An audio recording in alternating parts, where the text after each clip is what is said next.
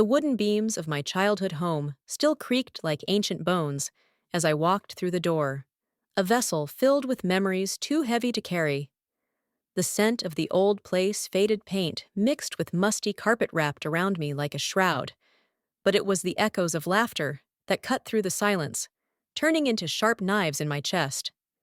I could still hear them, my family, jeering at my dreams. An artist? They'd mock, their voices dripping with scorn. What a ridiculous idea. You'll bring nothing but shame to this family. It started with my father's cold laughter, a sound that somehow felt like falling. I remember the way I stood before them, my heart a fragile little bird in a cage of disbelief, clutching my sketches like talismans. Each line and stroke was a fragment of my spirit, laid bare for their judgment. They saw nothing but folly. Rejection became a familiar companion, an unwelcome guest that nestled deep within me. I gathered myself after each sting, buried the pain beneath layers of paint and codes. I poured my heart out onto canvases and into lines of complex scripts, building universes with the same fervor a warrior uses to forge a sword. Yet, with every brushstroke, with every pixel I perfected, their laughter echoed louder in my mind. Why would you waste your life on this? My mother would shake her head, her eyes filled with that old familiar disappointment. You're embarrassing yourself.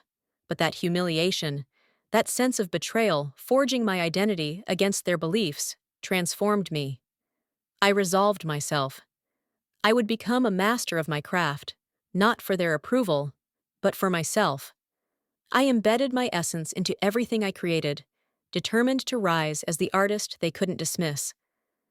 My early days were filled with long nights, coffee-stained sketches, and lines of code that slipped through my fingers like water. But slowly, I began to carve my kingdom. Years passed. Days turned into months, months into years. I fought the relentless tide of doubt, clawed my way through the grime of obscurity, and, slowly, yet determinedly, began to gain recognition. My paintings resonated. Video games I had poured my soul into became experiences that sparked imaginations across the globe. People applauded my work. They saw my worth. Yet, it was not the accolades that filled my heart.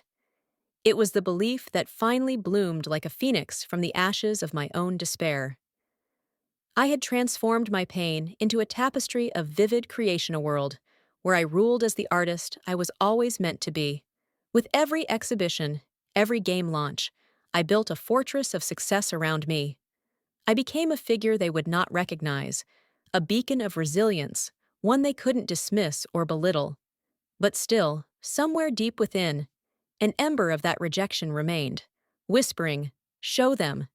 And now, standing here in the threshold of my childhood home, clutching the bag filled with my latest awards, I was ready to confront that past, to expose them to the glow of what I had achieved. With each step into the living room, the ambient hum of familiar discontent greeted me like an old friend. There they were, my family mother's arms crossed, father perched on the edge of his chair, brows furrowed, faces set in familiar lines of skepticism. "What are you doing here?" my mother asked, and her tone resonated as cold as the winds outside. I dropped my bag onto their threadbare rug, the sound reverberating in the silence, like a clap of thunder. "I'm home," I proclaimed deliberately, letting the weight of those words fall between us like a bridge made of marble. My fingers trembled as I reached inside the bag, pulling out my awards. Gold, silver, the accolades I had fought tirelessly for. "I brought something for you to see." I laid the gleaming trophies before them, their metallic surfaces catching the light in glints of promise. Their expressions morphed into a mixture of disbelief and shame, faces paling as they assimilated the magnitude of my accomplishments. It wasn't just the trophies. It was the understanding that I had woven my reality from the threads they had once deemed worthless. "Vanities?" my father finally scoffed. But the tremor in his voice betrayed him, a crack in the armor he had forged. My mother simply stared, eyes wide with realization. "Do you remember when you laughed? When you called me ridiculous?" I took a step closer, unflinching now, my heart pounding with eloquent rage and liberation. I'm not ashamed anymore. I fought for this dream, and it's real. I straightened, feeling the cocoon of my determination wrapping around me like something more than skin. I'm not here to seek your approval, but I hope somewhere in all this, you can see that I am not a failure. I am not a joke. I am an artist. Silence hung thick in the air, an unbearable weight. The laughter had turned to dust, yet I felt fire surge within me, rising and unyielding. I turned to leave, to step back toward the world I had made. Just as I reached the door, I glanced over my shoulder, catching one last glimpse of their stunned faces, a flicker of hope shimmering in my chest. I had ventured into the abyss of their scorn, and from it I had emerged reborn, not just as a creator, but as proof of my own worth.